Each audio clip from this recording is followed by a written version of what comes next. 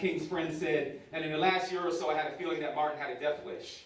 I had a feeling that he didn't know which way to turn. King was so preoccupied with his own death, so obsessed at its likely occurrence, that in the last years he could only relax in a room with no windows, because he was tortured about who might pull the trigger. His eyes fell on strangers, wondering if they were the messenger of death. King asked former aide Bayard Rustin, "You think I'm paranoid, don't you?" Referring to the brooding monopoly of death in his own mind. Rustin confessed he did, in increasingly marginalized pain, as there weren't many people to whom he could confide the depths of his obsession. King suffered huge grief in soul and heart, largely alone. So I share that with you not to make you sad today, but to say that we all have our own demons and our own mountains that we're climbing, and you could still do what you're doing today. And he could still show up and give those eulogies and give those speeches. And regardless of what was going on in his personal mind and chemistry, that he felt like this work was more important than him. I'm glad that you guys are more like him than you know. That's the point of me sharing that now. Surely by now you've come to the sobering truth that has shadowed your presidency and turned me into a ghost. One man's terrorist is another man's freedom fighter. That line, originally a fiction, first penned in 1975 by Gerald Seymour in his book Harry's Game, a tale about an Irish Republican Army assassin and a British undercover agent, a familiar story about personhood, whole citizenship, borders, or should I say lack of boundaries, and nation building. And that arbitrary line, a moving target between love and hate.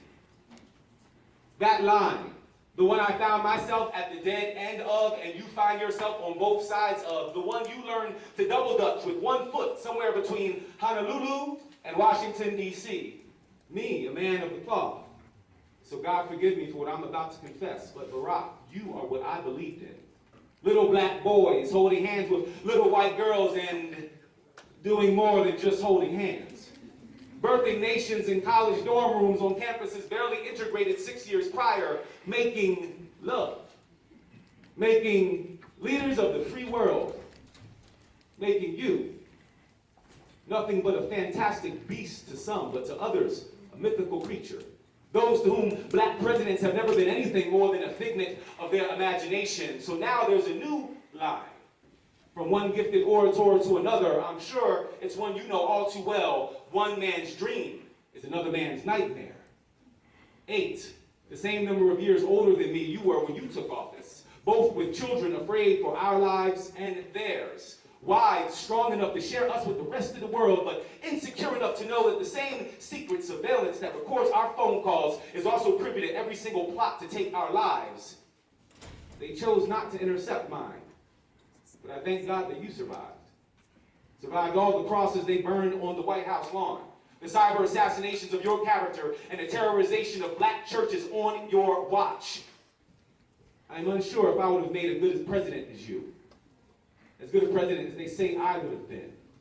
I mean, I would have been fine with all the talk of death, the frequency of eulogies, the constant consideration of conflict, the relentless discussions about labor, justice, and war. But at 39, I was already eating and drinking my way through a Great Depression. Upon realizing that whatever sickness our society was suffering from was indeed contagious and possibly fatal. It's been said that I was killed by an act of hate, but I prefer to think I simply died of a broken heart. A lost hope that you found.